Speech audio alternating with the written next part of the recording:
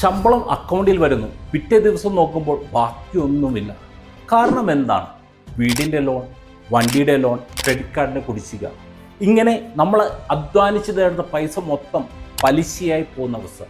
പലരും ചിന്തിക്കുന്നത് ഈ കടം എന്ന് തീരുമെന്നാണ്, എനിക്കെന്ന് സമാധാനമായി ഒന്ന് ഉറങ്ങാൻ പറ്റുമെന്നാണ്. നമ്മൾ 2026 കടന്നിരിക്കുകയാണ്. ഇനി അങ്ങോട്ട് ഒരു വർഷം കൂടി വെറുതെ പലിശ അടച്ചു തീർക്കണോ? അതോ 2027 ആകുമ്പോഴേക്കും കടബാധ്യതകൾ ഇല്ലാത്ത അല്ലെങ്കിൽ നിയന്ത്രണ വിധേയമായ ഒരു ഫിനാൻഷ്യൽ ഫ്രീഡത്തിലേക്ക് എത്തണം? തീരുമാനം നിങ്ങളുടേതാണ്. പക്ഷെ അതിനുള്ള കൃത്യമായ വഴികൾ പറഞ്ഞു തരാൻ ഞങ്ങൾക്ക് സാധിക്കും. കടം എന്നത് വെറുമൊരു സാമ്പത്തിക പ്രശ്നമല്ല, അതൊരു മാനസിക സമ്മർദ്ദം കൂടിയാണ്. ഇന്ന് നമ്മൾ സംസാരിക്കുന്നത് മാജിക്കുകളെ കുറിച്ചല്ല, മറിച്ച് പ്രായോഗികമായ ആർക്കും ചെയ്യാവുന്ന 3 ലളിതമായ വഴികളെ കുറിച്ചാണ്. Once again, welcome back to the Thomicha Tips, powered by Dice Invest. My name is Prince and Thomicha Tips എന്ന ഫിനാൻഷ്യൽ വീഡിയോ ബ്ലോഗിന്റെ പുതിയ എപ്പിസോഡുമായി നിങ്ങളുടെ മുമ്പിൽ എന്നെ അനുവദിച്ച ദൈവത്തിന് നന്ദി. നമ്മുടെ ജീവിതത്തിൽ പലപ്പോഴും നമ്മൾ സാമ്പത്തിക ലക്ഷ്യങ്ങൾ പ്ലാൻ ചെയ്യാറുണ്ട്. മക്കളുടെ വിദ്യാഭ്യാസം, വിവാഹം, നമ്മളെ റിട്ടയർമെന്റ്.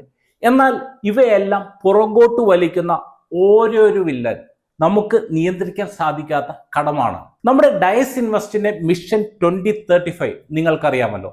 10,000 കോടിപതി നിക്ഷേപരെ സൃഷ്ടിക്കുക എന്നതാണ് നമ്മുടെ ലക്ഷ്യം. എന്നാൽ കഴുത്തോളം കടമുള്ള ഒരാൾക്ക് ഒരിക്കലും ഒരു മികച്ച നിക്ഷേപകനാകാൻ സാധിക്കില്ല. വെൽത്ത് ക്രിയേഷന്റെ ആദ്യ പടി തന്നെ ഡെറ്റ് മാനേജ്മെന്റ്, അതായത് കടങ്ങളെ വരുതിയിലാക്കുക എന്നതാണ്. ചിന്തിച്ചു നോക്കൂ, മാസം 50,000 രൂപ EMI അടക്കുന്ന ഒരു വ്യക്തി ആ ലോൺ തീർന്നാൽ ആ തുക SIP മാറ്റിയാൽ 10 വർഷം കൊണ്ട് അദ്ദേഹത്തിന് എത്ര വലിയ സമ്പത്ത് നേടാൻ സാധിക്കും. അതുകൊണ്ട് തന്നെ ഇന്നത്തെ എപ്പിസോഡ് വെറുമൊരു അറിവിന് വേണ്ടിയുള്ളതല്ല, മറിച്ച് നിങ്ങളുടെ സാമ്പത്തിക ഭാവിയുടെ ഫൗണ്ടേഷൻ ബലപ്പെടുത്തുവാൻ വേണ്ടിയുള്ളതാണ്. പ്രത്യേകിച്ച് ഗൾഫിലും മറ്റും ജോലി ചെയ്യുന്ന പ്രവാസികൾ നാട്ടിലേക്ക് മടങ്ങുമ്പോൾ കടമില്ലാത്ത ജീവിതം എന്ന സ്വപ്നം സാക്ഷാത്കരിക്കാൻ ഈ 3 വഴികൾ നിങ്ങളെ സഹായിക്കും. 2027 നമുക്ക് തലയുയർത്തി കടമില്ലാതെ ജീവിക്കണം. അതിനുള്ള തയ്യാറെടുപ്പ് ഇന്ന് തന്നെ തുടങ്ങണം.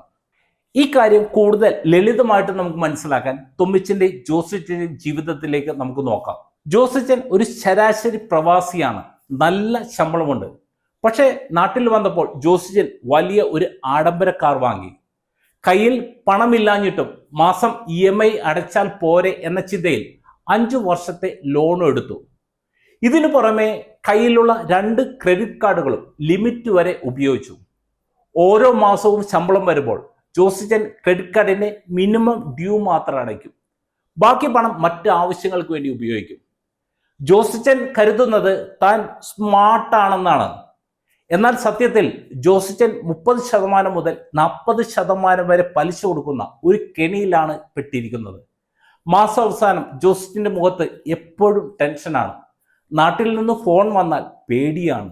മറുവശത്ത് നമ്മുടെ തൊമ്മിച്ചനും ലോണുണ്ട്, വീട് പണിയാൻ എടുത്ത ഒരു ഹോം ലോൺ. പക്ഷെ തൊമ്മിച്ചൻ അത് കൈകാര്യം ചെയ്യുന്നത് തികച്ചും വ്യത്യസ്തമായാണ്. തൊമ്മിച്ചൻ ലോൺ എടുത്തപ്പോൾ തന്നെ തീരുമാനിച്ചു 20 വർഷത്തെ ലോൺ 10 വർഷം കൊണ്ട് തീർക്കുമെന്ന്. അതിനായി തൊമ്മിച്ചൻ ശമ്പള വർധനവ് കിട്ടുമ്പോഴും ബോണസ് കിട്ടുമ്പോഴും ആ തുക കൊണ്ടുപോയി വസ്ത്രങ്ങളോ ഗാഡ്ജറ്റുകളോ വാങ്ങാറില്ല. പകരം ആ തുക ലോണിലേക്ക് പാർട്ട് പേയ്മെന്റായി അടയ്ക്കും. ജോസിച്ചൻ കാർ ലോണിന്റെ പലിശയിൽ മുങ്ങിത്താഴുമ്പോൾ തൊമ്മിച്ചൻ തന്റെ ഹോം ലോൺ പലിശ ലാഭിച്ചുകൊണ്ട് സമാധാനമായി ഉറങ്ങുന്നു. ഇവിടെ ജോസിച്ചൻ റെപ്രസെന്റേറ്റ് ചെയ്യുന്നത് നമ്മൾ പലരുടെയും എടുത്തുചാട്ടത്തെയാണ്. ചെറിയ സന്തോഷങ്ങൾക്ക് വേണ്ടി വലിയ ബാധ്യതകൾ വരുത്തിവെക്കുന്നു. തൊമ്മിച്ചൻ റെപ്രസെന്റേറ്റ് ചെയ്യുന്നത് നമ്മളുടെ അച്ചടക്കത്തെയാണ്. കടം ഒരു തെറ്റല്ല, പക്ഷെ അത് കൈകാര്യം ചെയ്യാൻ അറിയാത്തതാണ് തെറ്റ്. ജോസിച്ചനെ പോലെ പലിശയ്ക്ക് പലിശ നൽകി കഷ്ടപ്പെടണോ, അതോ തൊമ്മിച്ചനെ പോലെ വ്യക്തമായ പ്ലാനിങ്ങിലൂടെ ബാധ്യതകൾ തീർക്കണോ?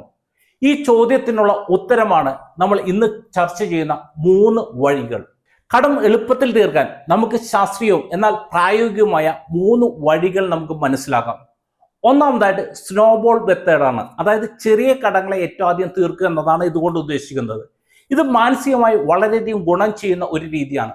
ആദ്യം നിങ്ങളുടെ എല്ലാ കടങ്ങളും ഒരു പേപ്പറിൽ എഴുതുക. Credit card, personal loan, car loan, കൈവായ്പകൾ, എന്നിങ്ങനെ പല ലോണുകളെല്ലാം ഉണ്ടാവും. ഇതെല്ലാം എഴുതുക.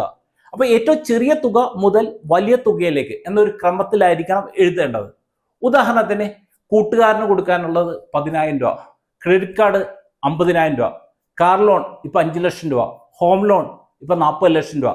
ഇവിടെ നിങ്ങൾ ആദ്യം ചെയ്യേണ്ട ഒരു കാര്യം, ബാക്കി എല്ലാ ലോണുകളുടെ മിനിമം തുക, അതായത് EMI തുക മാത്രം നിക്ഷേപിക്കുക. എന്നിട്ട് നിങ്ങളുടെ പക്കൽ വരുന്ന അധികമായിട്ട് തുക ഉപയോഗിച്ച് ആദ്യം ആ കൂട്ടുകാരന് കൊടുക്കാനുള്ള 10,000 രൂപ തീർക്കുക. അപ്പൊ അതിലൂടെ ഈ ഒരു ലോൺ തീർക്കുന്നതിലൂടെ താങ്കൾക്ക് വലിയൊരു ആത്മവിശ്വാസം ലഭിക്കും. അതിനുശേഷം ആ പണവും കൂടി ചേർത്തിട്ട് 50,000 രൂപയുടെ ക്രെഡിറ്റ് കാർഡിന് അടക്കാനുള്ള തുക അത് തീർക്കുക. ഒരു മഞ്ഞുകോളം ഉരുണ്ടു വരുമ്പോൾ വലുതാവുന്നത് പോലെ നിങ്ങളെ തിരിച്ചടവ് ശേഷി വർദ്ധിക്കുകയും കടങ്ങൾ ഓരോന്നായി വളരെ പെട്ടെന്ന് തീർക്കുവാനും സാധിക്കും. ഇത് കണക്കിനേക്കാൾ ഉപരി നമ്മളുടെ മനഃശാസ്ത്രത്തെയാണ് ഇത് വളരെയധികം സഹായിക്കുന്നത്. രണ്ടാമതായിട്ട് പവർ ഓഫ് പ്രീപേയ്മെന്റ് ആണ്. അതായത് നമ്മുടെ EMIയിൽ ചെറിയൊരു മാറ്റം വരുത്തിയാൽ നമുക്ക് ലഭിക്കാവുന്ന ലാഭം. ഇപ്പോൾ ഹോം ലോൺ പോലെയുള്ള വലിയ ലോണുകൾക്കാണ് ഇത് ഏറ്റവും കൂടുതൽ ഉപകാരപ്രദമായി വരുന്നത്. ഇപ്പോൾ പലരും 20 വർഷത്തേക്ക് ഹോം ലോൺ എടുക്കും, എന്ന് 20 വർഷവും കൃത്യമായിട്ട് EMI അടക്കും. ഇപ്പോൾ നമ്മളെ ബാങ്കുകൾക്ക് ഇതാണ് ഇഷ്ടം, കാരണം അവരെ സംബന്ധിച്ച് നല്ല രീതിയിൽ ഇൻട്രസ്റ്റ് കിട്ടും.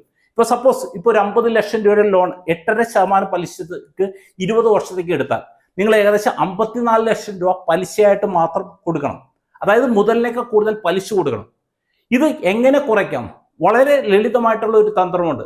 ഓരോ വർഷവും ഇപ്പം നമ്മൾ അടക്കുന്ന EMI തുകയിൽ ഒരു 5% അല്ലെങ്കിൽ ഒരു 10% വർധനവ് വരുത്തുക. അല്ലെങ്കിൽ വർഷത്തിൽ ഒരു തവണ ഒരു മാസത്തെ EMI അധികമായിട്ട് അടക്കുക, അതായത് 13th EMI എന്ന് പറയും. ഇങ്ങനെ ചെയ്താൽ എന്ത് സംഭവിക്കും? എക്സ്ട്രാ അടയ്ക്കുന്ന മുഴുവൻ തുകയും മുതലിലേക്കാണ് പോകുന്നത്. അതുകൊണ്ട് തന്നെ നമ്മളുടെ ഈ 20 വർഷത്തെ ലോൺ നമുക്ക് ഏകദേശം ഒരു 12 or 14 വർഷം കൊണ്ട് നമുക്ക് തീർക്കാൻ സാധിക്കും. ഇതിലൂടെ നമുക്ക് ലക്ഷക്കണക്കിന് രൂപയാണ് പലിശ ഇനത്തിൽ നമുക്ക് ലാഭിക്കാൻ സാധിക്കുന്നത്. അപ്പൊ അതുകൊണ്ട് തന്നെ ഇപ്പൊ എന്തെങ്കിലും ബോണസോ അല്ലെങ്കിൽ ശമ്പളം കൂടുമ്പോഴോ ഇതെല്ലാം ചെലവാക്കി കളയാതെ ഇത് ലോണിലേക്ക് നമുക്ക് എക്സ്ട്രാ അടക്കാൻ സാധിച്ചാൽ നമുക്ക് വളരെ പെട്ടെന്ന് നമുക്ക് ഈ ലോൺ തീർക്കാൻ സാധിക്കും. മൂന്നാമതായിട്ട് അസറ്റ് ലിക്വിഡേഷൻ ആണ്. ഇത് കുറച്ച് കടുപ്പമേറിയ ഒരു തീരുമാനമാണ്. പക്ഷെ ജോസിച്ചനെ പോലെ വലിയ കടക്കടിയിൽപ്പെട്ടവർക്ക് ഇത് വളരെ അത്യാവശ്യമാണ്. ഇപ്പൊ നിങ്ങളെ ആസ്തികളൊന്ന് പരിശോധിക്കാം.